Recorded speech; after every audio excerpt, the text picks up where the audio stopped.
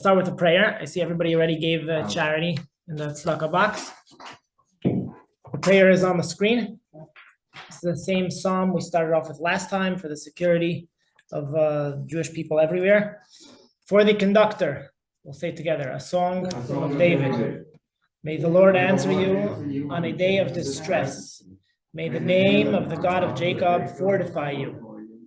May he send your aid from his sanctuary, and may he support you from Zion. May he remember all your meal offerings, and may he accept your fat burnt offerings forever. May he give you as your heart desires, and may he fulfill all your counsel. Let us sing praises for your salvation, and let us assemble in the name of our God. May the Lord fulfill all your requests. Now I know that the Lord saved his anointed. He answered him from his holy heavens with the mighty acts of salvation from his right hand. These trust in chariots, and these in horses, but we mention the name of the Lord our God. They kneel and fall, but we rise and gain strength. Lord, save us. May the King answer us on the day we call you. Okay. Get a glass of water and we'll start. Mayor, can you bring me a water? I do. I made a village because one of my closest friends, her mother was. The bottles. O'Connor? All right. Yeah. Not Jewish. Yeah. Yeah. Definitely not Jewish. But they've been there, yeah, they've been there forever. But I'm trying to remember, I don't remember the first name. The daughter's Kathy. She's missing O'Connor. Mine? So I have an interesting story. Okay. Leon, are you with us? I am. Beautiful. Okay, we're going to talk about Israel today. What do we know about Israel? It's a beautiful country. Okay, we have a question here. What place does Israel hold in Jewish life? Who wants to answer this question? It's the center of Jewish life. Holy land It's the center of Jewish life. to the Jewish people.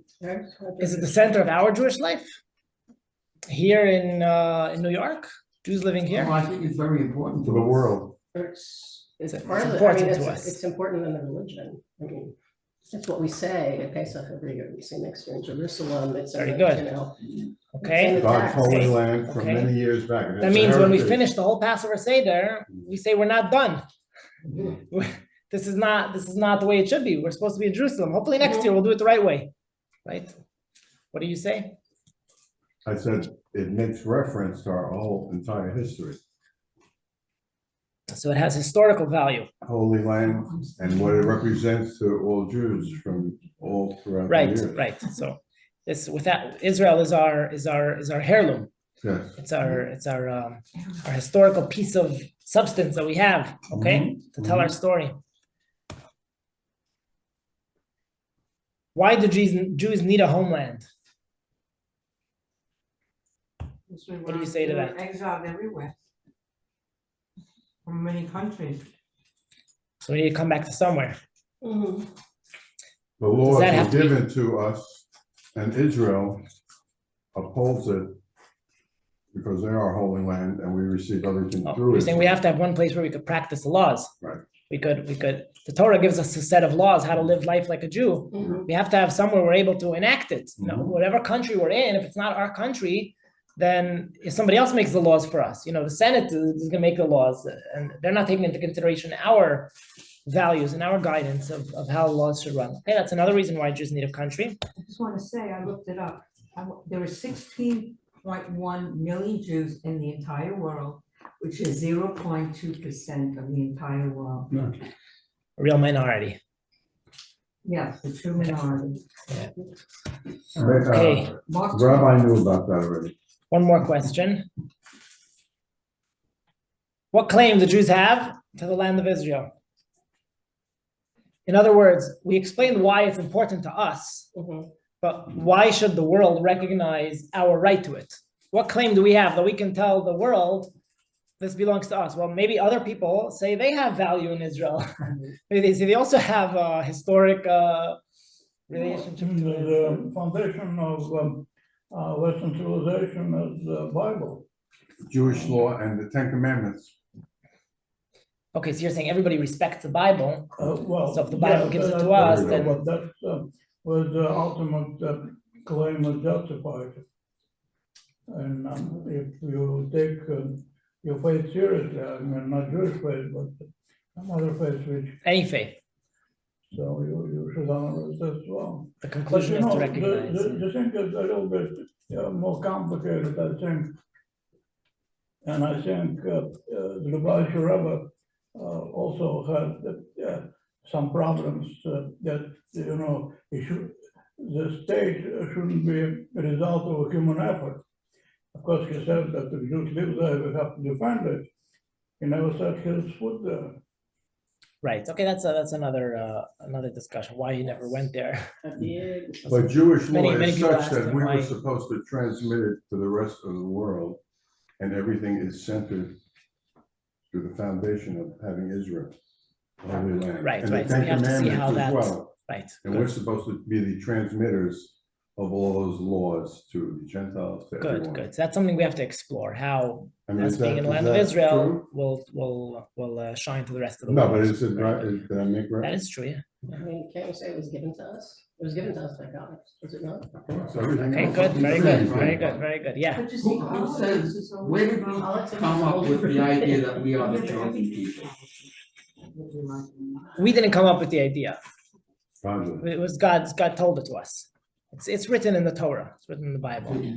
Yeah. So It like should be she the said, kingdom of priests. God gave God gave it to us, right, it's not our choice, right, Yeah, but they right. don't follow what we do, that's the thing, so they're not gonna do it. Okay, so we're gonna go, I'll give you a spoiler. We're gonna go through in this class, we're gonna go through the different arguments that are often presented for our rights to the claim of Israel. And ultimately, we're gonna conclude, like everyone is saying here, that the winning answer is because God gave it to us. That's a real claim to the land. Do I get a gold star? We had no choice, we had no You choice do. in the matter, though. Yeah, we had no choice in the matter. Rabbi, We were given it through the prophets, right? Right, right. so there were no other people there that the ancient people conquered, or the ancient Jews conquered? There were. There were. The Canaanites were there. The Canaan. land was called the land of Canaan. Oh, And Abraham was promised by God that I will give your descendants the land of Canaan. And when the Jews entered Israel, Moses was supposed to take them into the land of Israel. For whatever reason, Moses didn't make it. He died in the desert, and his disciple Joshua is the one who led the Jewish people into Israel. And they conquered the Canaanites, and they basically wiped them out. So we're gonna get to that. We're gonna get to that But can you later. explain Why those that happened? people, though? Yeah, Because sure, I- we're gonna get to that. A lot of us don't have the understanding. right, right. Okay. All right, so we're gonna answer the first question now. What kind of importance does Israel have to the Jewish people? By a wedding. It's a Jewish symbolism to break a glass under the wedding canopy. Do you know why? You know why? Everybody cries out Mazel Tov. It's such a happy occasion when they break the glass. You know why they break the glass? To remember the destruction. To remember the destruction, right? Right. To remember that we're still broken. Which is so Jewish, because on happy occasions, we bring in a little sorrow. In sorrowful occasions, we then bring in a little happiness, is what we do. Very good. Okay, so look in text. Let's see. Text 3a. Okay, that's page 3. Mhm. The last line.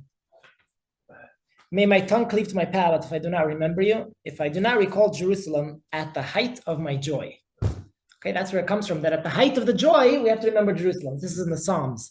The Psalms was written by King David. King David wrote the blueprints for the Holy Temple. So he was way before the destruction. He was at the time of rebuilding, Yes. but he prophesied about the future destruction. And he wrote this psalm, which describes how the Jews were in exile and the Babylonians asked them to sing the songs that they used to sing in the Holy Temple. The Levites were the ones who sang the songs. They were the musicians and the singers in the temple.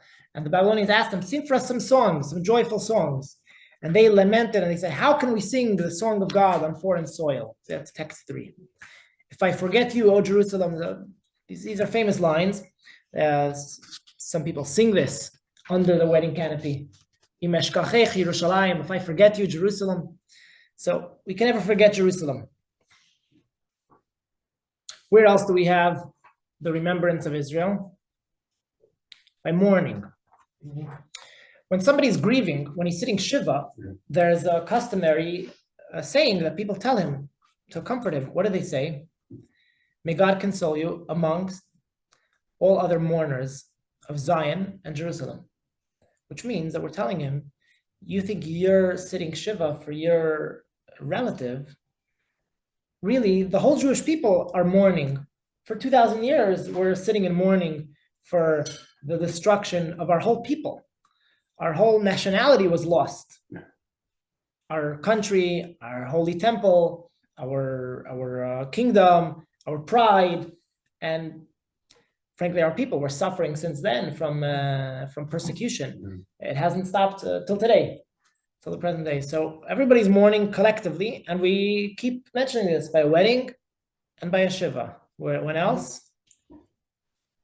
Passover, Yom Kippur, the end of the Seder, and at the end of Ne'ilah, at the end of the conclusion prayer of Yom Kippur, we always announce next year in Jerusalem. So our eyes are always on Jerusalem. But especially now with what went on. Now everybody's Is it even waking more up to meaning? it, for Even sure. more meaning. For sure. Right. How is our relationship with Hashem now? How should it be? It gives it even more essence. So in other words, Right? our ambition is always to go back to Israel.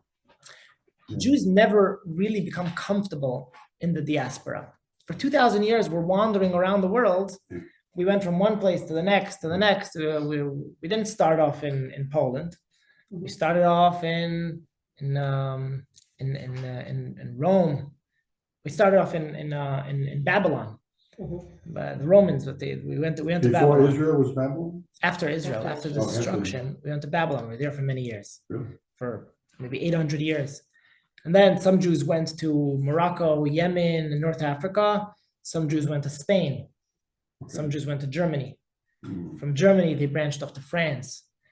Europe didn't start until much later, maybe 500-600 years ago. That's when Jews settled in Poland and Ukraine and eventually in Russia, and they moved, further east. Okay, but Jews have been scattered. Then there was a Spanish Inquisition. In 1492, the Jews were expelled from Spain, and the Jews were expelled from Germany a few hundred times, back, forth, until finally we came to America. The Jews have been wandering. We never called anywhere home. We never settled anywhere. Yeah. The Sephardics came from Spain, right? Sephardics are from They Spain. migrated there, and then they were considered Sephardic, right? Right. Before that, they weren't. There was no Sephardic. After Babylon, then they dispersed. Some became Sephardic, some became Ashkenazic. That was after they left Babylon. Look in text 1. What does it say in text 1? It's in the textbook, yeah. They're not really synchronized. They're on the same theme, but the screen and the textbook are really two different. Text 1. This is the book of Daniel. Daniel was exiled to Babylon. He was a prophet, and one of the books of the 24 books of the Bible is written by Daniel, and it records here the story that he would pray. How would he pray? He would open windows in the direction of Jerusalem. Till today, Jews do that. When we pray, do you know which direction we face? There's a specific direction we face when we pray. We face east. The Jews in Australia face west. The Jews in Eastern Europe face south. And in South Africa, they face north. Jews face, within Israel, they face Jerusalem. So the Jews in the north of Israel face south, the Jews in the south face north. They face Jerusalem. Within Jerusalem, they face the Temple Mount. Don't they have to have a compass? You could have two shuls a mile away from one another in Jerusalem, and one faces one direction, one faces the other. And they know the difference. So our hearts are always towards Jerusalem. Okay, it never left our consciousness. See, text 2 is a quote from the prayer. This is actually just one quote, but really the Amidah prayer, the prayer is full of requests to go back to Jerusalem. Literally every single prayer. There's not one prayer that we say that doesn't include in it the request, please God, make us see the rebuilding of Jerusalem again. Yeah.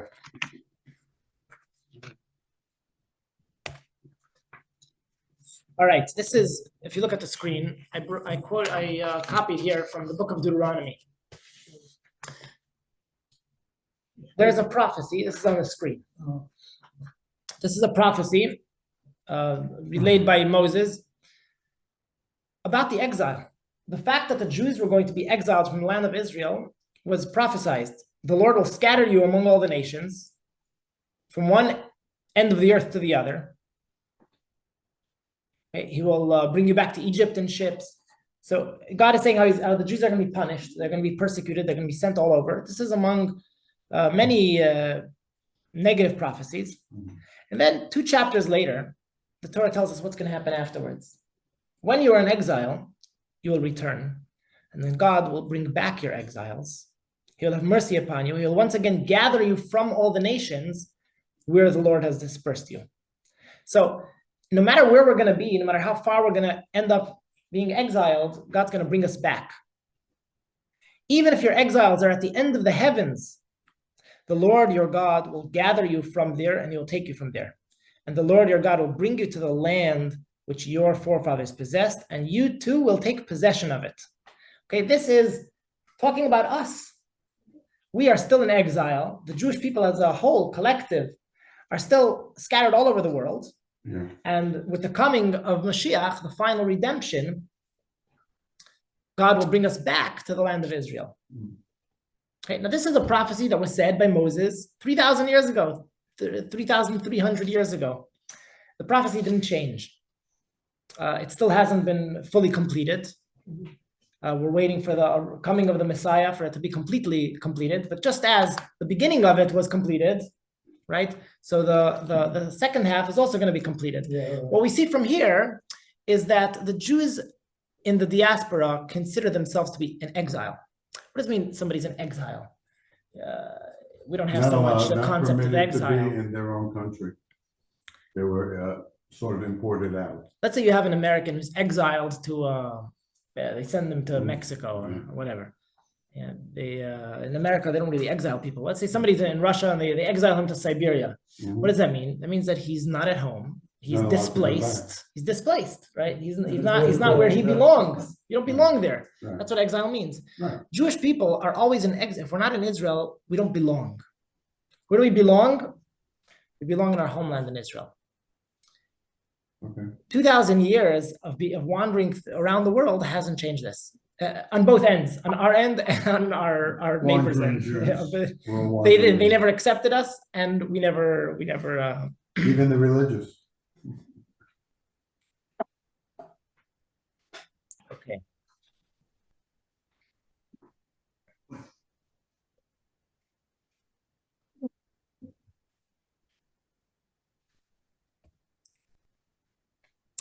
Another aspect of the significance of Israel to the Jewish people, we can see in the fact that there was always aliyah to Israel. There was always, aliyah means ascent. There were always Jews emigrating to Israel throughout all generations. That means, let's take a little bit of history. The destruction was 1945 years ago, give or take. 1950 years ago, something like that.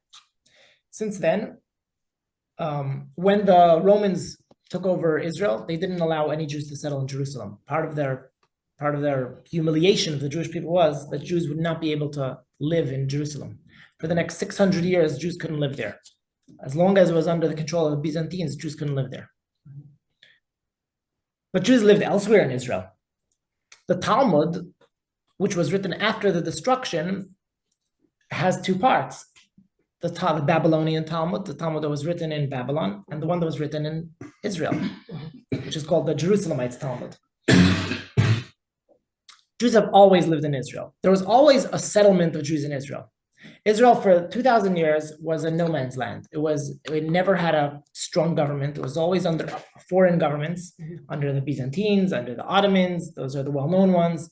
Those are the ones that had it for a few centuries. Okay, but the Jews were always there.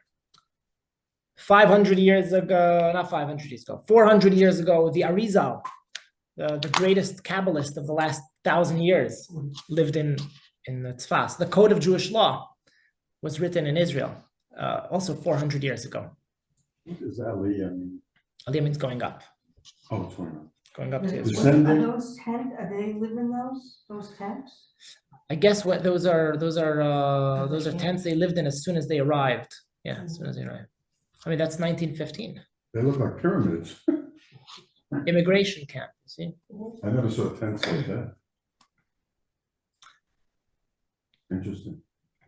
Okay, the Baal Shem Tov, who lived 300 years ago, had many of his disciples emigrated to Israel in the time of the Alter Rebbe. There were many of his colleagues went to Israel. There was always an emigration to Israel. Mhm. About 100 years ago, there were already tens of thousands of Jews in Israel, and maybe 50,000 Jews in Israel. And they were always in a state of poverty because there was never an economy in Israel. Mm.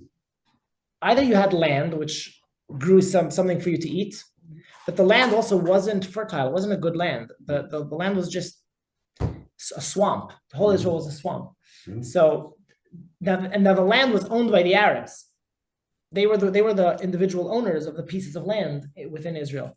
So the Jews were really poor, and the European Jewry would always send funds to Israel. So this was a constant thing for a few centuries. The Jews were always supporting the Jewish settlement in Israel. My understanding is, believe it or not, that 21% of Israel is comprised of Arabs.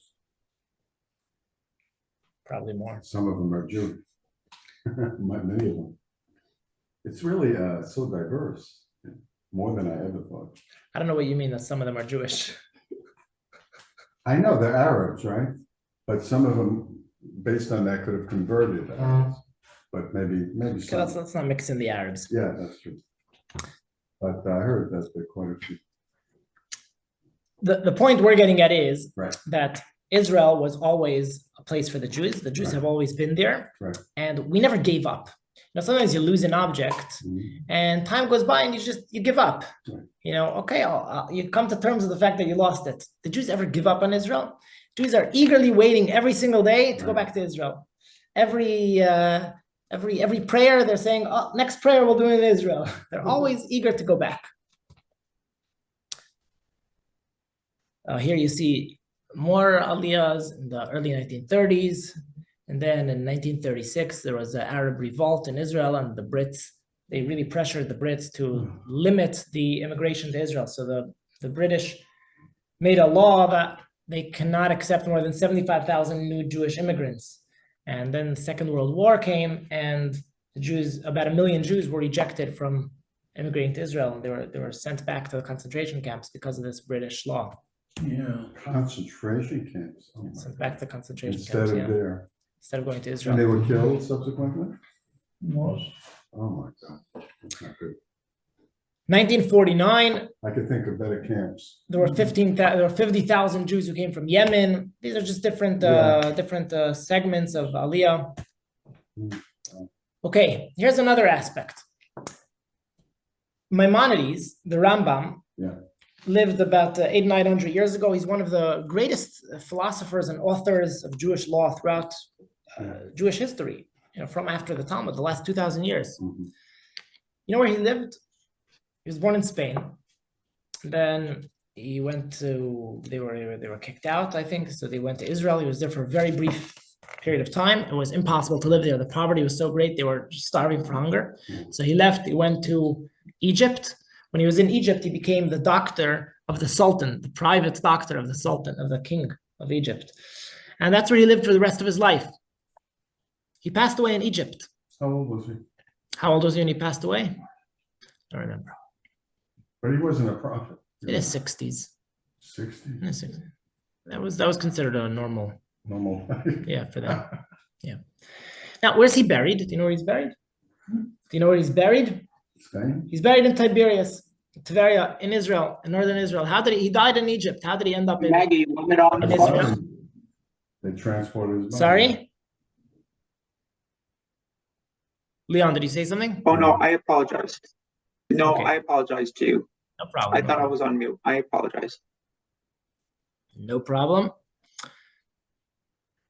Where is Maimonides buried? In Israel. How did he end up in Israel? So it's actually an interesting legend that's told about his. They put his coffin on a donkey, and the donkey just walked and walked and walked and walked until it got to Tiberias, and there it stopped. So he knew that's where they would bury him. God sent. But he wanted to be buried in Israel. Yeah. So you see the specialty of Israel in the eyes of the Jewish people is not only to emigrate there during the lifetime, but even after 120, Jews always wanted to go up to Israel. The spiritual. You see in text 4, You know, it's kind of occurred to me something, you know, those Jews who are buried outside of Israel at the time of resurrection, there are going to be special tunnels, you know, and bodies would roll right? through them, you know. That's right. That's right. Well, we Very got good. Yeah, tunnels, but nothing else happened yet. that's right. Yeah. Did they at least say kasha? Kaddish? Kaddish for sure. Yeah. You see in text 4, it says the great sages would kiss the boundaries of the land of Israel. They would kiss its stones and roll on its dust out of love, out of endearment to Israel. Although one cannot compare being received by the Holy Land during one's lifetime to being received by it after one's death, nevertheless, the greatest sages will bring their dead to be buried in the Holy Land, as can be learned from the example of our father Jacob and the righteous Joseph. Jacob, one of the patriarchs, Abraham, Isaac, and Jacob. Jacob lived his life in Egypt, and he asked his son Joseph to bring his bones to Israel to be buried. And he did it. And he did it. Okay, this is the Tom of Maimonides. Bones. He it lived in sounds like Egypt, he he's was buried in cremated. Israel. If he brought his bones. I mean, He brought his body, his corpse. Yeah. Okay. Sorry. Okay, the Tom of Rabbi Judah Halevi. He lived in Spain. He immigrated towards the end of his lifetime. He was buried in Israel. This was a theme. By the way, if you can see in text 5, this is a poem written by Rabbi Judah Halevi, where he writes about how much he loves Israel. My heart is in the east. This is a famous poem. Yeah. My heart is in the east. Libi b'mizrach. Mhm. Yeah. Okay. So Israel is very important to the Jewish people, right? We see that all over. Right? We see that all over. We're eager to go back. The Jews love Israel. It's part of the theme of being Jewish. Judaism is comprised of 3 elements: the Jewish people, the Jewish Torah, and the Jewish land. We're a unique people. We have a unique Torah, and we have a unique land. Okay.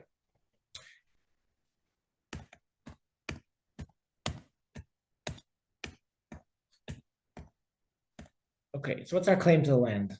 So historical, this, you pointed out, this has lots of historic value, right? Rachel's tomb is there, for example, the patriarchs are buried there, King David's palace is there, all the prophets prophesied in Israel, the kings were kings in Israel, the holy temples were in Israel, everything was in Israel. How about international law? That's another claim that we haven't mentioned that is often used by the government to legitimize our existence in Israel. Mhm.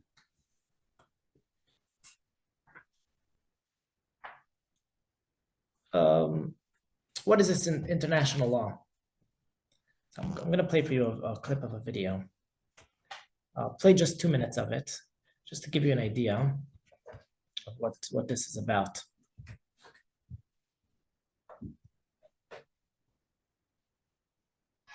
TorahCafe.com. 1 second. Torah Cafe.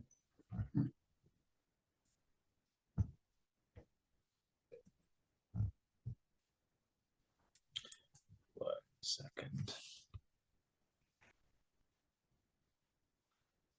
Share it on Zoom.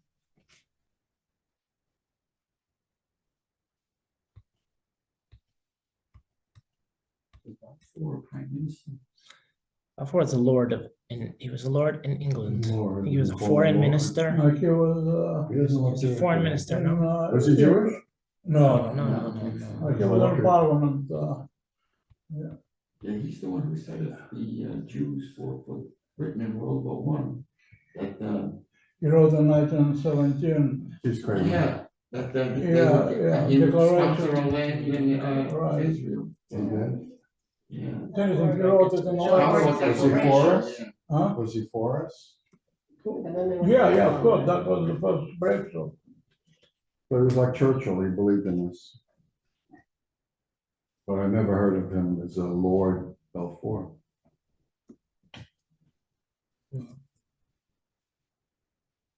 Yeah, I need to get this straight. How I share this? He wrote a beautiful letter to Rothschild. Rothschilds, Yeah, the rich family, well, Rothschild, the family especially. Yeah, right. Well, he wrote to one of them who is in England, Oh. that Queen will be looking favorably to creation of Jewish homeland.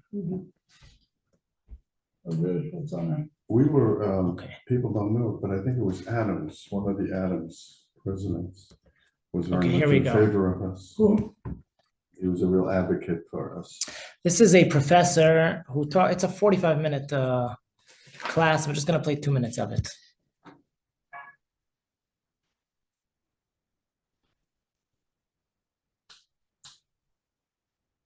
Hi, I'm Professor Eugene Kontorovich. It's a great pleasure to be here to talk to you about this very important subject. I know you've heard a lot about these issues on campus. The goal of our talk today, let me just set up the parameters of what we're going to discuss, is to talk about the legality of Israel's presence in the area called the West Bank and also the Golan from the perspective of international law. And it's important, that's an important qualification. I'm not going to talk about who was part of 3 districts, north and south, which do not look, by the way, as you may notice, like the division between Israel and the West Bank. Can you hear? They look more like the division between the hear? northern, central, and southern commands of Israel. Nobody argued that there was any problem with Ottoman sovereignty up to 1917. So up to 1917, we are clean. That's easy. So we're going to cover the first few thousand years of the world without any concern. Everyone agrees it belonged to the Ottoman Turks. Was that good? Was that nice? Wasn't a question. Ottoman Turks up to 1917. What happened in 1917? And this is crucial. The Ottoman Empire, along with Germany and Austria, were on the losing side of World War I. And as a result of World War I, all of the large losing multi-ethnic empires were broken up as part of the peace process. So the Allies had a peace conference, you may have heard of it, in Versailles in 1919. And they said the problem with Austro-Hungary, remember they shot the Serbs, killed the Archduke Ferdinand. So it was, there were all these ethnic minorities living in one pan-ethnic empire. They thought that's a problem. We're going to give each country, we're going to make independent nation states. They did that in Europe, breaking up Austro-Hungary into Poland, into Austria, Czechoslovakia, half the countries you've heard of in Europe now. And they did the same in the Middle East, breaking up the Ottoman Empire into new independent nation states.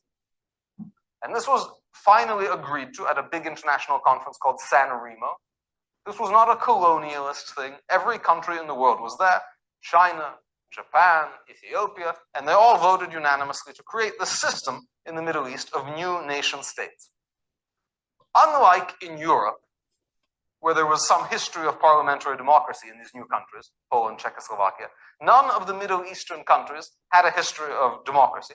So they were going to be overseen by certain European powers as they transitioned to democracy. Right? So America occupied Afghanistan until they set up a government, same type of thing. It's a transition occupation. And different European powers were assigned different parts of the former Ottoman Empire to steer to statehood. And this was called the mandate system. The mandate system. And what is central for our purposes is the League of Nations mandate for Palestine. You've often heard of it referred to perhaps as the British Mandate. And the League of Nations, what is the League of Nations? It was the predecessor to the Security Council between the wars. And it had, by its constitution, when it was created after World War I, the authority to make binding international decisions. All the countries agreed to this. And then this body, created by all the countries, came to the following resolution: to favor the establishment in Palestine of a national home for the Jewish people. Palestine was going to be a national home for the Jewish people because of the historical link of the Jews to Palestine. No other people's historical rights to Palestine were noticed, were recognized. The Jewish people, the international community recognizes the historical connection. Who is the League of Nations? You have to understand this. The League of Nations is everyone. The whole world voted for this. The whole world approved this. And Britain was going to create a Jewish state in Palestine. What is Palestine? That whole thing in blue is Palestine. And you'll see it includes the area of Israel, the West Bank, Gaza, Golan Heights, and the entire area that is now called the Hashemite Kingdom of Jordan. That was all supposed to be used for the creation of a Jewish state under an authoritative international resolution of the border issue. Now, today in college, a lot of people would say to you, why should we care about this League of Nations mandate, this British mandate? First of all, it's old. It was like 100 years ago. Who cares about that? And it sounds like European colonialism because it has the word British in it, and it takes place in the Middle East. So this was just like some favor from like Britain to the Jews. So scratch out that last possibility. The British didn't like the Jews. Nobody liked the Jews. This was part of a much larger settlement. So here's the thing. The only thing you'll ever hear about, probably in your lives, unless you specialize in this area, is the British Mandate for Palestine. The British Mandate for Palestine was one of a gazillion mandates issued for the same purposes, to create countries, on the same day in San Remo as part of the same process. So as you see, Syria was actually called the French Mandate for Syria, from which was created Syria and Lebanon. Iraq was called the British Mandate for Mesopotamia. And there were other mandates created in other places. There were, I believe, 26 different mandates created, all of which later became countries or multiple countries. What does this mean? Every border that we have here, all of these lines dividing up all of the countries in the Middle East, all of them owe themselves to the League of Nations mandate process. That is to say, how do we know that this is the border between Syria and Israel, or Syria and Iraq, or Syria and Turkey up here? Those were all the borders that were drawn in the League of Mandate process. And in no other context do we say, oh, that was 100 years old and has the word British in it. Let me give you an example. So what France did with this mandate, they did something like what Britain was going to do here. They cut it up into two countries, Lebanon. Okay, he goes on and on. I could send you the full video. It's 45 minutes. What year was this that he spoke? 5 years ago, Oh, 10 years ago, I'm not sure. He goes into the settlements and he explains everything from a legal standpoint. I would love that. Okay, I'll send it to you. He's talking everything from a purely legal standpoint. And okay, so that's another claim. I just wanted to show you that. Is it all that, true what he said? Ask him. Oh, yeah. The Palestine that they gave them mandate. Rabbi, why did the Romans call Israel Palestine when they conquered? They did it in order to humiliate the Jews. So the Philistines? the Philistines is a biblical name that didn't exist for 1,000 years prior, but they gave it that name in order to change the name. You conquer a place, you change the name. That's the way you put your stamp on it. We're going to change the name. Same way when the British took over New York, they called it from the Dutch, they called it New York. We conquer it, we're going to change the name. So that's why Palestine. So the Romans changed the name of Jerusalem, they changed the name of Israel. But it was supposed to be for Israel. Yeah, it never changed. It's Yeah, Israel. that's what I found perplexing. It's Israel.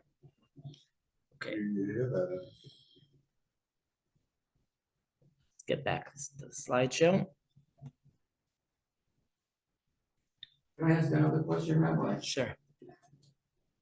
Now we're called Jews, weren't, in ancient time, weren't we known as the Hebrews? Hebrew, right? So when did we become Jews? That's a good question. Short for Jewish. I'm not gonna have time now to answer it, but it's a good question and it's a good answer. Okay. Like the Knickerbockers. Yeah, right. I gotta tell you what my father always told me when I asked him questions, look it up. Look up to this Look it up in expensive Google. set of encyclopedias. Go to Google. When I was a Okay. kid, no Google. Google's not Jewish. There's another claim that people often cite, which is, what are we gonna do? What's our solution? We're always being persecuted. We have to have a place to go. I mean, give us somewhere. The UN was established to provide security. The world came to a state where they care about minorities, so they should care about us. So we're just executed so badly in the Holocaust. They should. We have to figure out some solution for ourselves. So one such solution is having a state. That way we can have our own protection, our own security, our own military, our own. We can enact our own laws. That's a survivalist claim of why we should have Israel. Yeah. Okay, these are three different claims, which each have their limitations.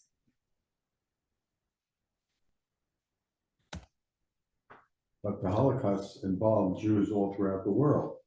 So of course, Israel, to make reference to, is a holy land. But what about the rest of the people that had to come here with nothing?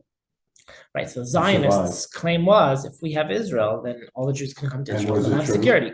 Yeah, but Let's say, wasn't true. during the Holocaust time in Europe, the Jews had nowhere to go. They tried going to Israel, they couldn't go. They tried coming to Some did, America, some did. FDR sent them back, Oh. right? They had nowhere to go. Yeah. If there would be one state that Jews can call their home that would accept Jews unconditionally, then they would have more But security. part of my family, I mean, not speaking for everybody, part of my family went to Israel. Even that grandmother. So they were lucky. They were My lucky. great grandmother from Auschwitz went to Israel. After the Holocaust. Of course, after After the not Holocaust, before. right. She was born in Poland. Yeah, but later on, some of them migrated, very few, but. I mean, how could they say everybody? I mean, it's only, for me, it's like a, what is it, pedestal? Like they're just using Israel as a frame of reference. That's our holy land, so everything relates to Israel. But there's so many that came here with nothing. They were left on their own behalf to struggle to put a shirt on their back. That's what I was told when he was. For sure. Okay, let's get back to Israel now. Yeah. Okay, we have here some historic pieces. Interesting things here. Stone they found, they say is part of the Second Temple. Oh. Interesting things. Coin of Bar Kochba was during the Second Temple. Okay, here the presentation presents some counterclaims.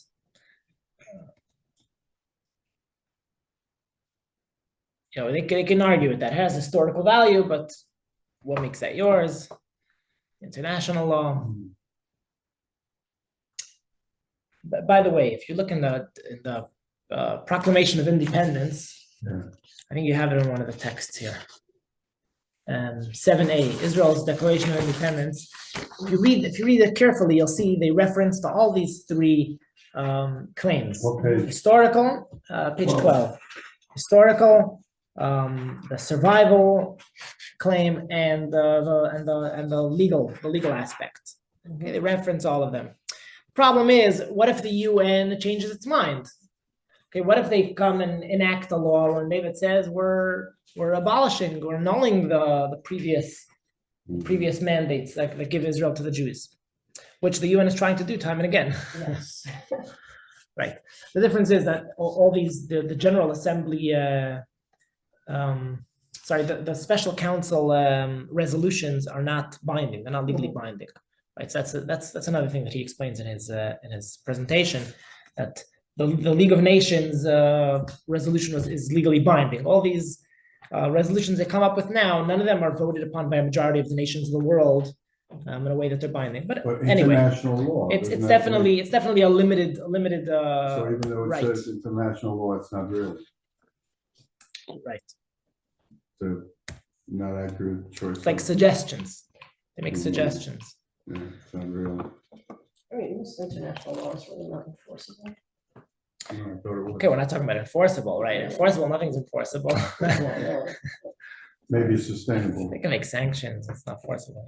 And this Yeah, but- Franklin Roosevelt even organized it with The recommendations they come up with in the special councils, they're not even international law. Right. So what's the accurate word or phrase? They're recommendations. I don't know what's the Recommendation. terminology. That's It sounds like a appropriate. dressed up words. That's all it is. So, All right, let's go on. If the Jews need a land for survivalist reasons, so why the land of Israel? You could take it, they could give you anywhere. It doesn't have to be Israel. Israel is a hot spot. Everybody has claims to it. You know, they could give us anywhere. As a matter of fact, it's an interesting thing. Israel everybody always wanted Israel. In the time of Moses, the Torah tells us there were 31 kings in Israel. You know how small Israel is? Mhm. How's there space for 31 monarchies there? So it says every king wanted to have a piece of land in Israel. So they weren't actually kings in Israel. They had kingdoms all over, but each one had a piece of land that belonged to them in Israel, because they all cherished Israel so much. Everyone felt that if they had a piece of Israel, they had a piece of top real estate in the world. The Crusaders came for Israel. The Muslims came for Israel. Everybody always wanted Israel. So the Jewish people are having a hard time with persecution. Give them Uganda. You know, you heard of the Uganda proposal? Herzl was one of the supporters of it. The Jewish people should go take a Uganda, which was in Africa, what Kenya is today, and they'll make a Jewish state there. yeah. Or what Stalin wanted to send them to Azerbaijan, right? But the Arabs wanted it. Stalin too. wanted to send them to Azerbaijan, Did the Arabs want it? Bidabijan, They were the biggest. No, Israel. separate. Near to They were the China. biggest enemy. Okay, yeah. There's still a few, very few. And there are some Israel presence there, they sent somebody. It's kind of very pathetic, you know. But Today it's nothing. Weren't the Arabs the biggest enemy as far as trying to? Till today. Yeah, so they're the ones that were more afraid of than anything else. Right. But they're not as powerful as Israel at the same That's time. another concern. Did Israel really become safer for the Jews? Is it really That's really that? the question, but. But they have. There's more- another point. Greater concentration means greater danger. The fact that all the Jews are scattered, that's actually one of the key reasons for survival of the Jewish people. Sure. When the Holocaust happened in Europe, the Jews in America were spared. When the Inquisition happened in Spain, the Jews in Europe were able to receive them as refugees. In the Soviet Union also most of them. In the Soviet Union, there was such a persecution, and there were other parts There of were the a lot of world. Russian Jews. So that came. we can question this. That's interesting. Hmm? That's a really interesting point. Yeah. Right.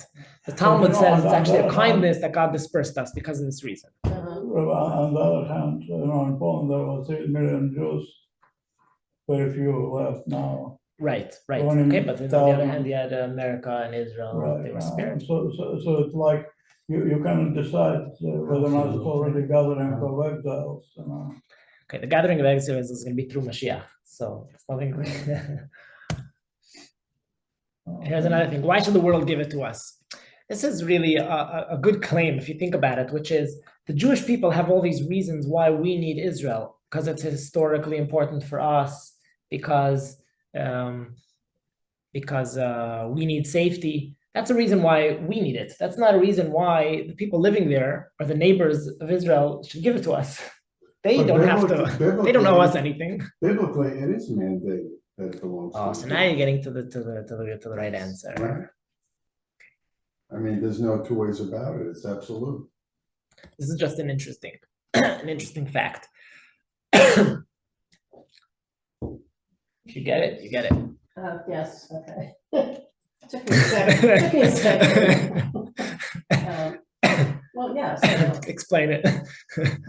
190 countries acquired land through conquest or settlement, and only Israel is There are exempt for it. There are 180 countries in the world. Greater So Greater than 190? Wait, is that there are 190 just about countries? 180 countries in the world. So that's the amount of countries that all conquered the land through conquest. Right, pretty much, Right. yeah. I mean, they all have. Right, but the only one who says, okay, that's That's kind of the Let's way leave that. history works. let's leave that aside for now. We'll get into that more next class about anti-Semitism. Okay, now we're discussing for ourselves to know what just happened. Blackout. Okay. Now we just want to know why Israel is important to us. Okay. In the beginning, God created the heavens and the earth. That's how the Torah starts. And part of that beginning plan, God promised the land of Israel to the Jewish people. Let's look in the text over here. Text number 8. Text number 8. This is Rashi. Have you heard of Rashi before? Yeah. Rashi is the primary commentary on the Torah. From young to old, we study Rashi. Rashi is the first commentary a child learns in elementary school. And the greatest scholars studying Torah, they all learn Rashi. So Rashi, the very first Rashi on the Torah, starts off asking a question. Rabbi Yitzchak said, why did the Torah start with the story of creation? The Torah is a book of laws. Torah literally means instructions. Why are we starting off with a story? Well, one of the reasons, it's not the only one, I think, is that to show that God created the world and he gave the land to whomever he wants. That's where Rashi answers. Rashi says the reason is, look what he says here. This is, Rashi lived 850 years ago. This is literally prophetic. It's as if Rashi stood in 2023 and he's talking. If the nations of the world will say to Israel, you are thieves for having conquered the land of the 7 nations, Israel will reply, the entire world is God's. He created it and granted it to whomever he desired. It was his will to give it to the 7 nations, and was his will to take it from them and give it to us. Which means Israel is always in the hand of God, and he gives it to the one he wants. This is the very first verse of the Torah. The reason the Torah starts with the verse of God created the world, God created the heavens and the earth, is to tell us that the land of Israel belongs to the Jews. Knowing that the non-Jews are going to come and question our rights to Israel. This is so fundamental to the Torah. You see how a land is really fundamental to the Jewish And people keeping the non-Jews can Torah. create it and do something worse and make a mess of it. But with God's words, he says from the outset through Rashi, because he knows there will be people that are going to try to conquer it and take That's away. it. There you- Right. So he This is offers a story. clarity in that. Exactly. Here's a story. I know it's a lot of text, but I couldn't hold myself in from including it. This is a story from the Talmud, Gvia ben Psisa. It's an interesting story. Alexander the Great, you heard of him? Alexander the Great, he conquered pretty much the whole civilized world at the time, and he came to Israel. And he didn't start up with the Jewish people. There was a whole story why he let the Jews go. And but there were different nations that came to him, and they tried convincing him to give them Israel, to take Israel away from the Jews and give it to. So he was like the UN of his time. Okay, the people tried coming and saying, "Yeah, give it to us." So there were 3 nations. The first one was the people of Africa. I guess that's Africa, probably, and they descended from Canaan. And so, Ken, remember in the beginning of the session we said, well, Canaan used to own the land, right? Yeah. Okay, so. They came to Alexander the Great, Alexander Macedon, he was called, and they asked him, they said, we're calling the Jews to court. We want our land back. So the rabbis didn't know what to do. And Gvia ben Psisa, who was a hunchback, he said, I'll take the case. I'll be the advocate. And they said, you'll do it? He said, yeah, I'll do it. Why? Because if I win the court case, then you guys could say, look, even this hunchback can win the case. Chicago, Notre Dame. And if I lose, so they'll say, well, he's not a big deal. He's just a regular person. So you lost him. All right. Charles So Wharton. he took the case. He was confident enough to take the case. And what happened? He asked them, "Where's your proof?" They said, "It says in the Torah that the land of Canaan was belonged to Canaan." So he said, "Well, you're telling me from the Torah. I'll bring you a proof from the Torah. The Torah says that Canaan is a slave to his brothers. So a slave means that whatever the slave owns, it's not his own ownership. All his belongings go to his master." So Alexander the Great turned to them. He said, "Well, what do you answer to that?" And they said, "Give us 3 days to think about it." And they ran away because they had no answer. And they left all their fields and their vineyards. They left it for the Jews to take. And then the people of Egypt came. An interesting thing with the Egyptians, they said, "We want all our money back," because the Torah says that when the Jews left Egypt, they borrowed gold and silver and garments from the Egyptians. They never gave it back. So give it back to us. So Gvir ben Sisa said, well, the Jews were in Egypt for 400 years as slaves. 600,000 Jews working all day without wage. So let's make the calculation. Let's say you give them 1 coin per day. How much do you owe us? And they made the calculation, and they didn't even get by a century, and the whole Egypt belonged to Egypt. So they also ran away. They have the gold calf they can make into coins. Okay, so you have here, and then the people of the sons of Ishmael came. They had another claim. Anyway, you see here that the nations always came with this claim. It's not a new thing. It's not a new challenge against the Jewish people's rights to Israel. As a matter of fact, what's amazing is that the way the Jews conquered Israel was not a normal way of conquest. You know how they conquered Israel? The first city that they entered was the city of Jericho. How did they conquer it? The Jews made a siege around the city. They surrounded the city. There was a fortress. There was a wall around the city. They just surrounded the wall. They made a circle around the wall. And every single day, they blew the shofar for 7 days. Every day they blew the shofar. On the 7th day, they blew the shofar, and the walls were swallowed into the ground. It was a miracle. The whole so Jericho was conquered. You think this was a regular conquest? God gave it to them. It was straight up. By the way, in our times also, the miracles that Israel has seen in modern history, the miracles of the 6-day war, the Yom Kippur War, are just, they're out of this world. So it's clear that it's God's gift to the Jewish people. Let me play you a video just to see this, to illustrate this this point. Kirk Douglas in it. Mm-hmm. He was in one of those where he played a slave. Torah Cafe. He played a great slave. Share screen. And then he freed the slaves. But they were in cages. .com. Spartacus. Yeah. 1 second, it's not sharing yet. Spartacus was not Jewish. He was not Jewish, Not Jewish. but he played the Jew. Well, the actor was Jewish.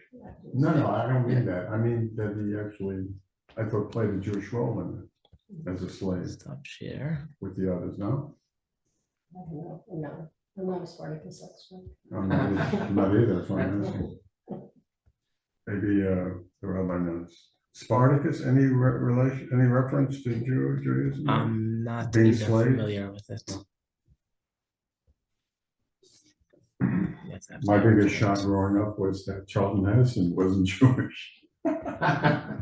He's the only one I ever saw as Moses. I thought he was, in real life too, I thought he was Jewish. Well, no one Here we was go. not Jewish.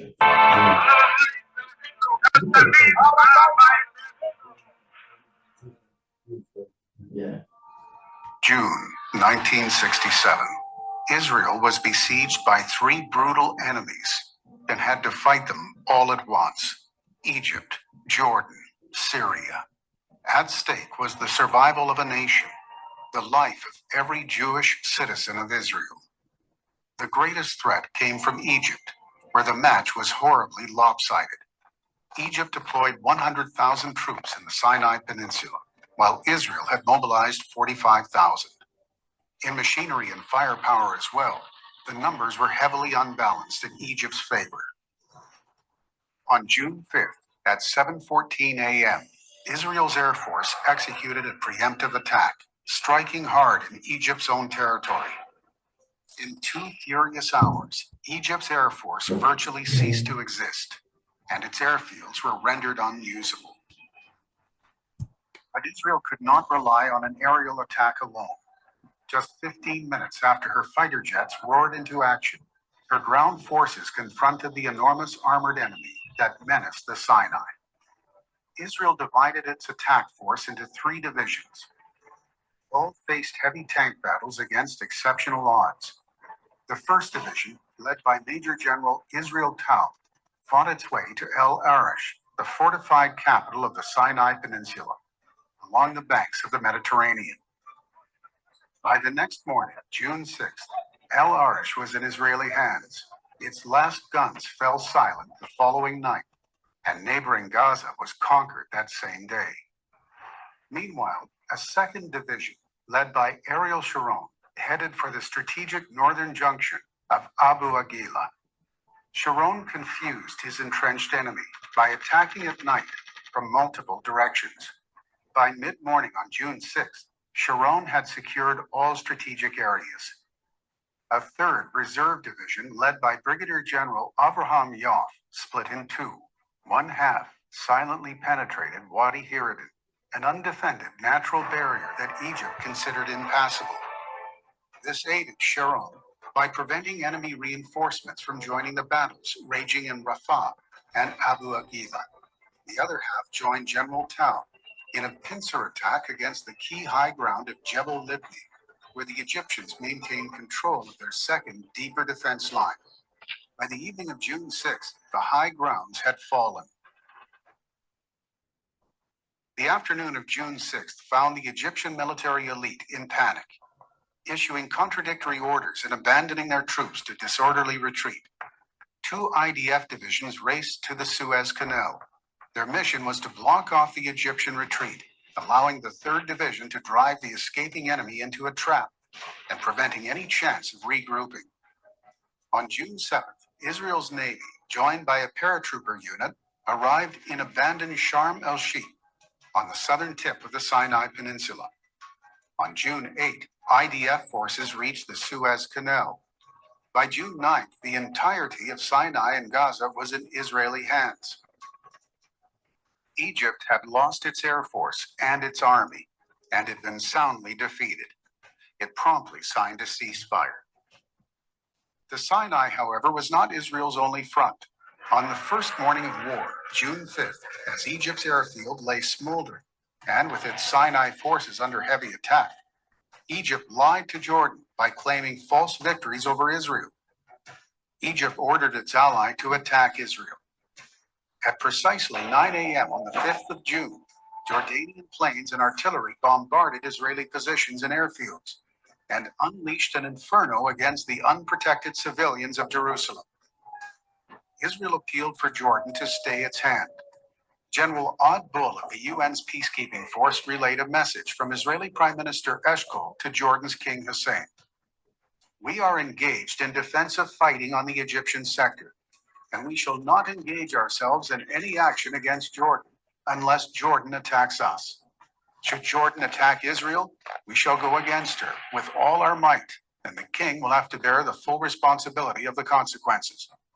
But at 11 a.m., King Hussein formally rejected Israel's overtures. His reply was blunt. It is too late. The die has been cast. By 12:30, Jordanian shelling shrieked to the tune of a full-blown assault, causing multiple deaths, almost 1,000 wounded, and a trail of destruction. Once again, Israeli jets tore through the skies, rapidly demolishing the entire Jordanian Air Force, allowing Israel's ground forces to capture key border positions, such as the Kalkilia Junction and Latrun stronghold. After this punishment, Israel waited for the heavily bruised Jordan to reconsider, to no avail. Left with no choice, on June 6th, the IDF met the Jordanian army head-on in the West Bank. The struggle to rescue Jerusalem was bitter and costly. But after 2 days of close combat, Israel captured the old city.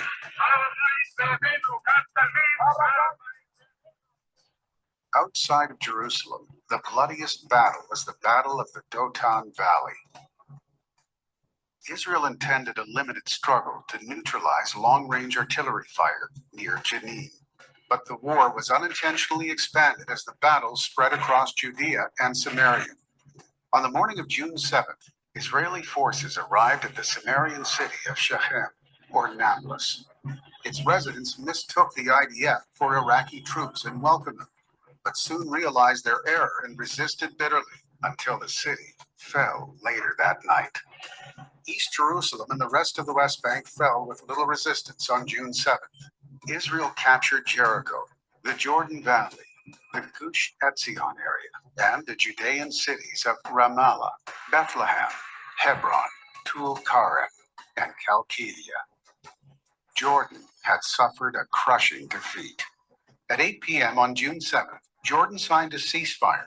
Israel now controlled the densely populated West Bank, although many locals had fled to Jordan ahead of the Israeli advance. Beside Egypt and Jordan, Israel faced one other major menace: Syria. The Golan mountain range was under Syrian control and heavily fortified, turning Israel's towns into sitting ducks. On the first day of war, Syria's air force had attacked Israel, which responded by eliminating its enemy's air force.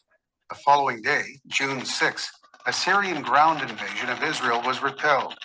Licking its wounds, Syria spent the next 2 days raining destruction on Israeli villages from atop the Golan Heights. Israel bled but could not respond. They were up to their necks in the effective destruction of Egypt and Jordan's armed forces. But when those enemies signed ceasefires, Israel turned a sharp eye to the Syrian bombardment of its northern civilians. Years of sporadic shelling had been a primary instigator of this war, and Israel could not sheathe its sword before pointing its blade at Damascus. On June 9th, Major General David Elazar was ordered to storm the Golan. It was literally an uphill battle to a plateau some 2,000 feet in the air. The mountain bristled with heavy fortifications, minefields, and trenches. After Israel's air force shook the mountainside for 3 hours, its ground forces inched painfully upwards from 5 locations in the northern Hula Valley, exposed to enemy fire all the way. The main attack was towards the town of Kala, where Syrian defenses were weaker due to the impenetrability of the steep cliffs. Sappers cleared mines. Then bulldozers created roads. Then tanks clambered up in single file, accompanied by troops. The invasion took several hours at the tragic cost of heavy casualties, but the strongholds of Kala, Tel Azizat, Tel Thakir, Dardara, and Tel Halel were taken. On the morning of the 10th, Israel captured Banias and Mansara, leaving their path clear to Kenitra, the regional capital and center of Syrian military command, which fell without a fight. In just 1 day of terrible fighting, the strategically crucial Golan Heights was in Israeli hands, removing the nearly 20-year-long threat that towered over northern Israel. With the elimination of the Syrian, Jordanian, and Egyptian threat in just 6 days, Israel not only survived, but tripled in size. The war was won. Okay, does anybody think that was not a miracle? It's under, I mean, A it's lot of under- casualties, costly. Such a okay, you have to put things in perspective. You have to put things in perspective. All the news stations the day before the 6-day war all said that there wouldn't be a single Jew left in the whole Israel. So you have to understand, I don't know how many casualties there were. I think a few hundred, but a few hundred. Look in the appendix. Like the Prime Minister. Look in the appendix on page 24, 25. You'll see what the news stations were saying. Page 25. The chairman of the PLO in Jordanian Jerusalem said in a news interview, those he was asked, what will happen to Israelis if there is a war? He said, those who survive will remain in Palestine. I estimate that none of them will survive. You see what he says? Israel had such a small military fighting against Egypt, Syria, and Jordan.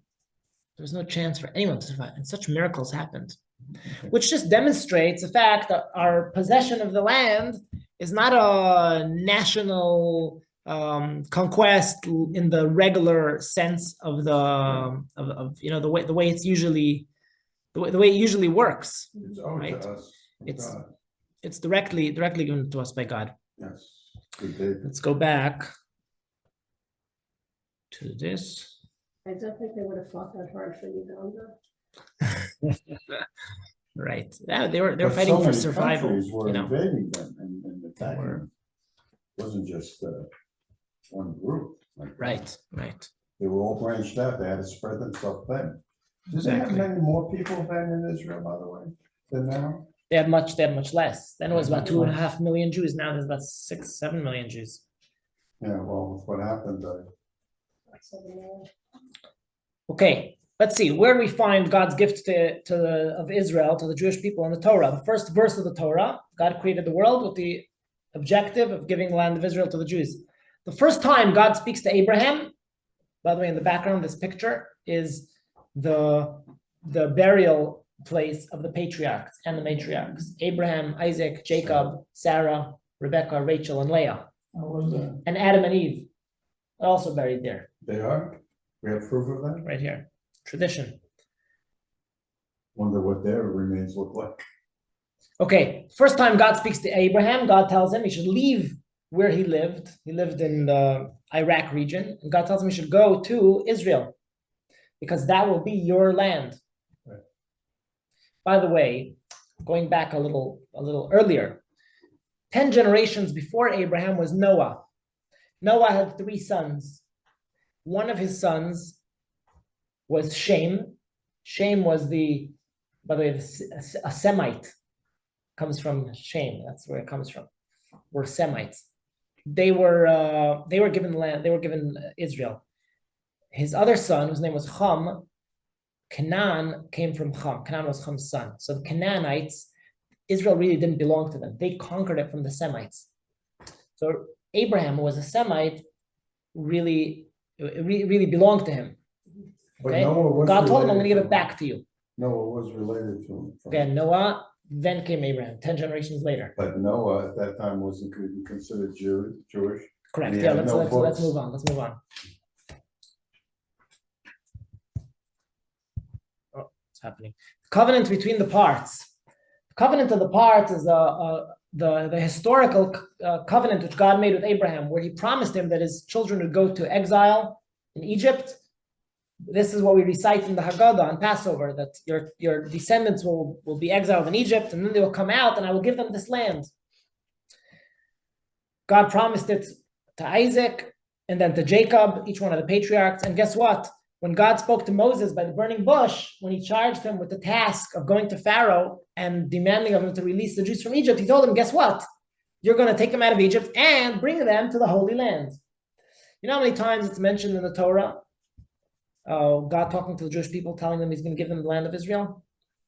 I didn't count, but it's at least 50 times. 70. Really? Many times. Many times. There are many mitzvot that can only be fulfilled in Israel. Do you know how many mitzvot there are? 613? Good. 613 commandments. Do you know how many of them we are able to fulfill today? How many of them we have access to? depends if you're Well- Israel or you're out. Right. So in the diaspora, we can only fulfill about Well, let's see, let's divide them into 2 parts. There are positive commandments and negative commandments. There are do's and don'ts. Okay, the do's, there are 248. We can only do about 84 of them. Okay, that's how much? 25%?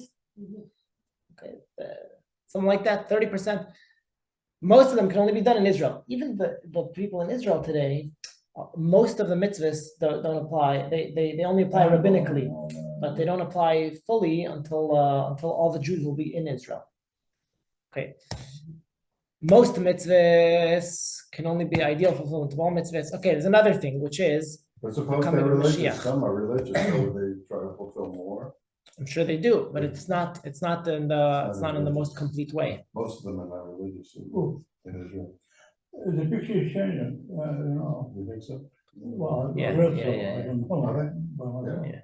Because from what I heard, not enough. They are. They're very religious in Israel, much more than in America. Yeah, Anyway, but there's more reform.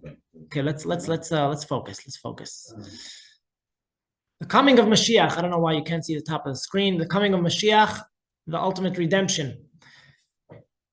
The redemption which we're waiting for is going to include the following: the gathering of the exiled Jews, which means us in the diaspora, and it also means the 10 tribes which are lost for already 2,000 years are also going to be reunited with us. We don't know where they are.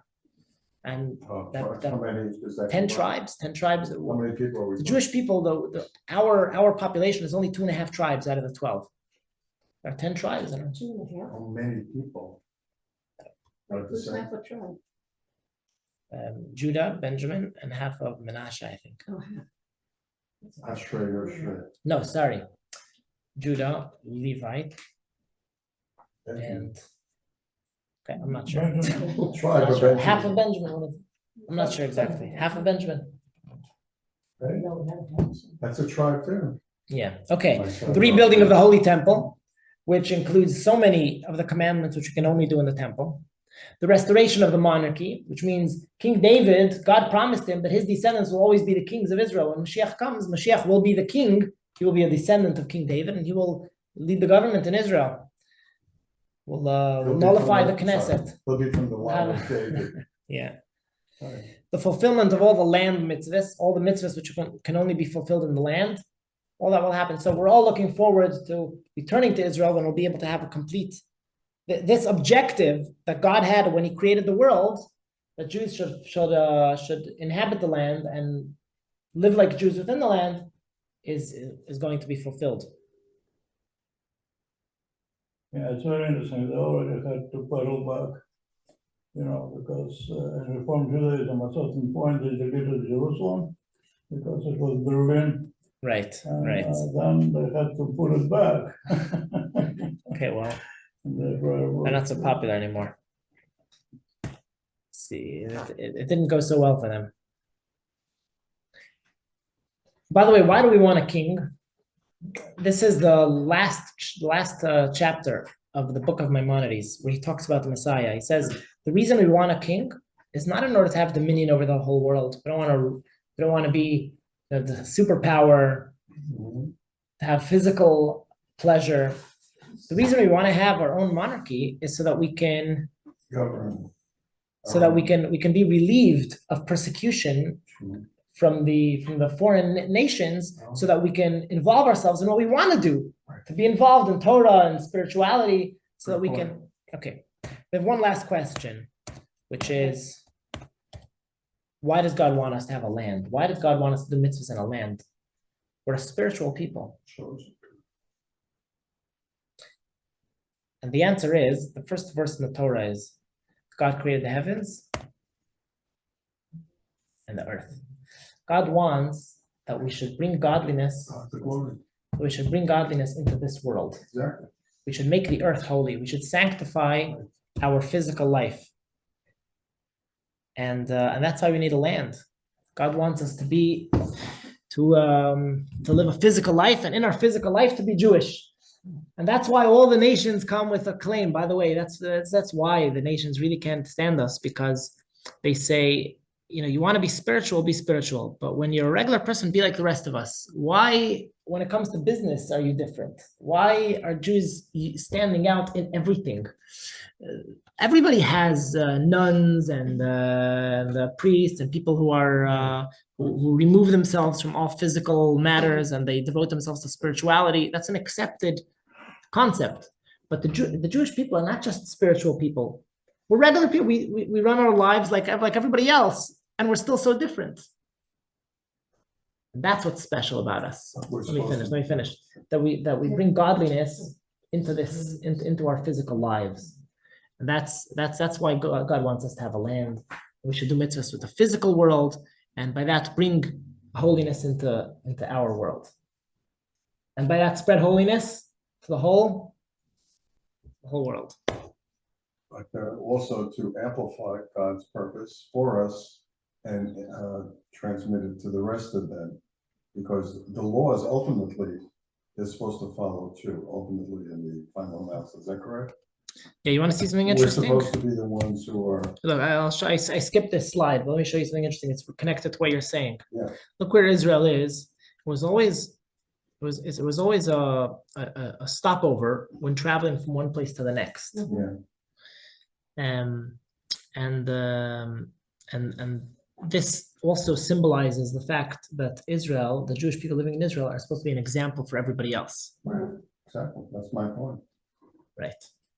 But he gives it to us with a foundation for everybody else, fundamentally speaking, and we have to spread the message. We're the chosen people, but with that comes responsibility for us to inspire the others, and they're supposed to follow suit. Right. It's Right. supposed to benefit, but people don't look at that. They look at us as just trying to be hoarding everything. No, not everyone. Historically, there were some people who were looking at this. The ones who are anti-Semitic, they don't understand, or they don't want to understand because they're too anti-Semitic to understand. But not everyone. Let me say one more thing. When it comes to arguments, I mean, in general, we don't engage in arguments so much, right? But when it comes to arguing with foreign nations, when they question us, what's your right to Israel? So we went through different justifications, right? Ultimately, in order to argue something, you have to first believe in it yourself. We have to know, the first thing, we have to have clarity, what do we feel about Israel? Before we start arguing based on what they understand, in their language, what's our language? Let's understand it from a Jewish perspective first, before we try to get into their minds. Right. And the truth is, the Rebbe would always say this, that the modern world is not interested in arguing with you with your ideology. They're looking for vulnerabilities, but they'll respect you if you're confident in your faith. If you're convicted, and if you believe firmly in what you believe, they'll respect you for it. Why doesn't the world question the Muslims on their faith? Because they don't see any weakness in their belief. They respect them for it. In America especially, in America, if you say these are my principles, everybody's going to respect you. They're going to give you rights for, you have a right to fulfill, to live life the way you see fit. But if you yourself are a little wavering, you're not sure what you believe in yourself, then they're going to start pressuring you. If Jews say that the land of Israel is ours and it's not negotiable because it's not our decision. We are not the deciders for whether it's ours or not. Right. Which, by the way, is also why the government of Israel can't make compromises and say, well, we'll give away half of Israel. We'll come to. It's not theirs to give away. They're just representing the Jewish people, and the Jewish people collectively own it by God's gift. They can't just. It's not theirs to give away. Right. If they were a nation like all nations, they can make negotiations. We're not a nation like all nations. We got it by miracles. That's how we got it for the first time. That's how we got it in modern times. And But we're fulfilling God's purpose because he chose us to honor him. Then we have to spread that same word so others can believe the same thing through our knowledge of that and our inspiration. right, let me actually tell you something Right. interesting. When Ben Gurion in 1948, he was in the UN, and they challenged him. They asked him, after he made a 4-hour presentation on why Israel why the Jewish people should get the state of Israel. So I think it was the German representative. He asked him, "Tell me, where were you born?" He said, "I was born in Poland." So he said, "Look, the representative of Libya was born in Libya. The representative of Egypt was born in Egypt.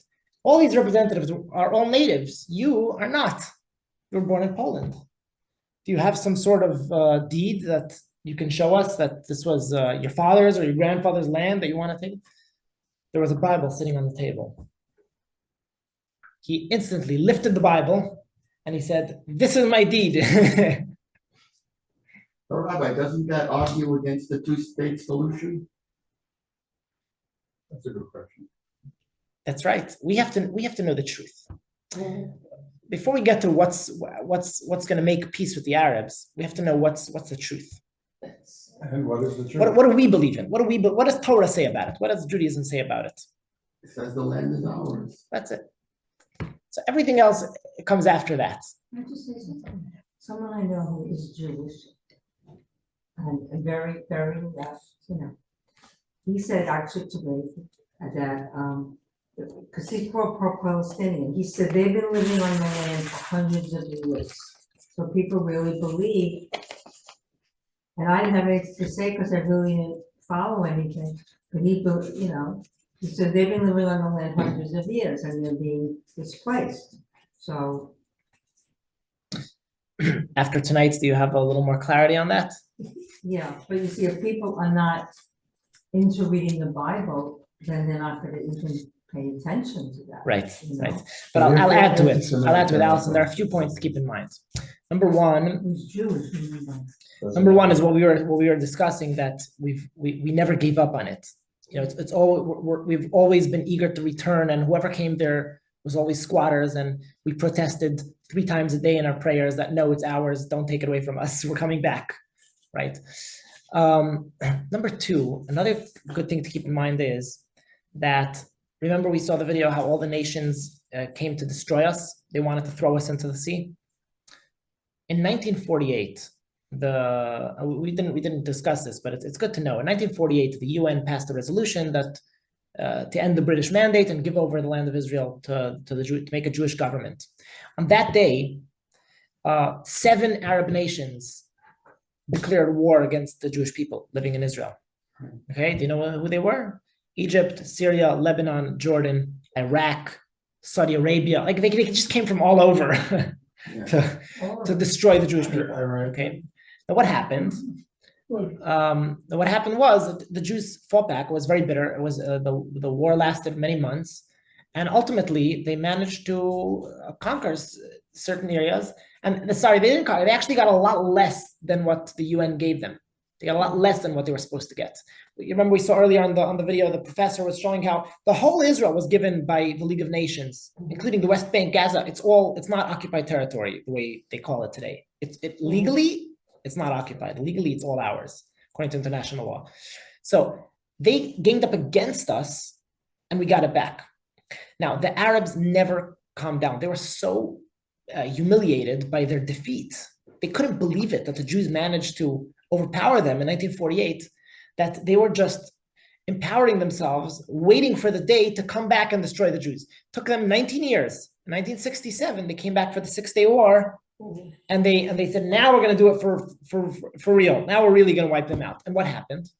And Israel conquered the whole Sinai Peninsula. They conquered the West Bank, Gaza. You saw, it was miraculous, right? Miraculous, really miraculous. But recently I was trying to read things online, legitimate, and it says now that the UN is against Israel because they're violating human rights with Gaza. We're going to get to that. We're going to get to that in next class. We're going to get to that in next class, the human rights things, right? But I just want to point out one thing. If somebody comes to war against you and they lose, then they're losers. They can't come and say, well, you're occupying us. You wanted to kill me and I just pushed you out. You're a loser. Somebody once said, I once heard somebody that said, you want us to give the land back, then maybe we should give the land back to the Indians.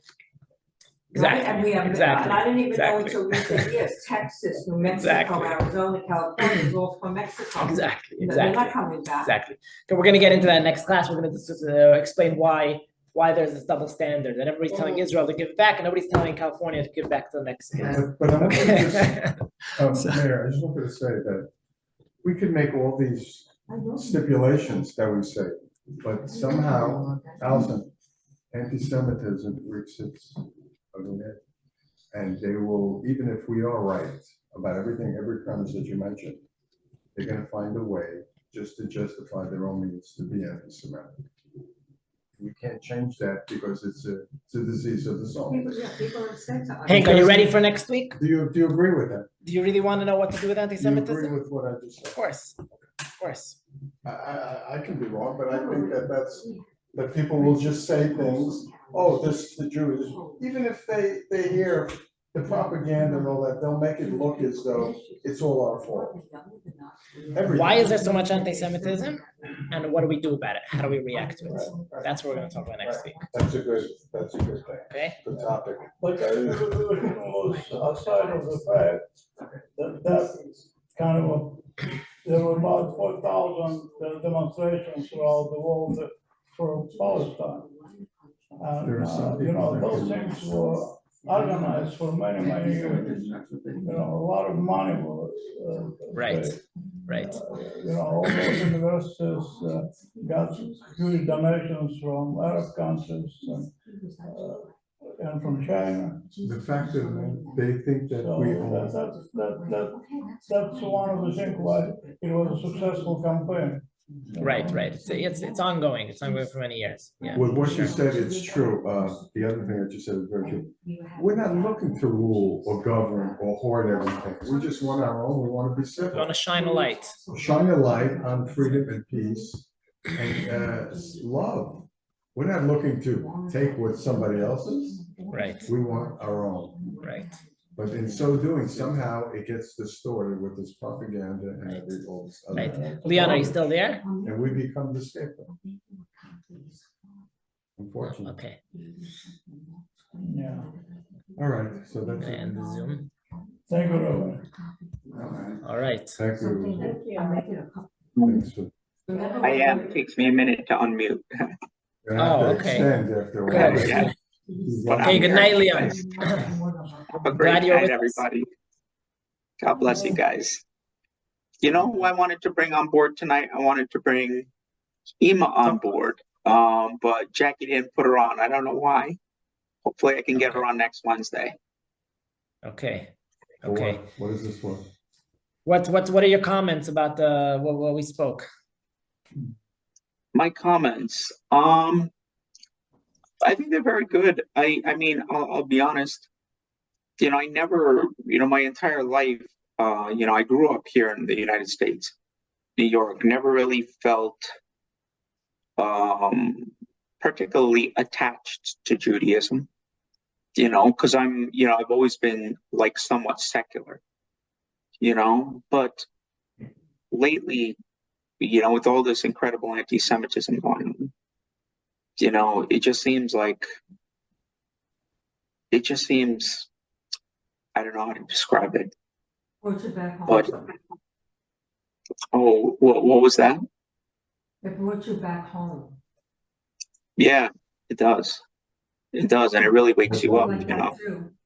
People on Facebook Yeah. are saying it's converting people that were just marginal, Because I Jewish. get along with Right, all that right. guys. made them believe more. Children.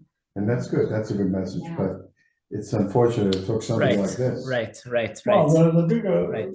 even issue. Should do it It's in a happier message. times. Historically, Israel was successfully threatened. Oh, now we all see you. Jews He can't hated see each us. other. Yeah, You can see And you. that's now I can what see it happened here. in Israel before. but they want to divide it. That's what we know. They want to divide us. Last week, weren't you? Yeah. Wasn't he here Okay. last week? No. I don't think so. That's not Yeah, he David. was here last week. He was? No, on Zoom. On Zoom. Yeah, On Zoom, he's on but Zoom. David was there, not him. Yeah, okay. I All think right, he good was- night, Leon. I'll see you later. All right. Have a good night, everybody. Good night, Rabbi. No, but I was Bye-bye. saying, you know, they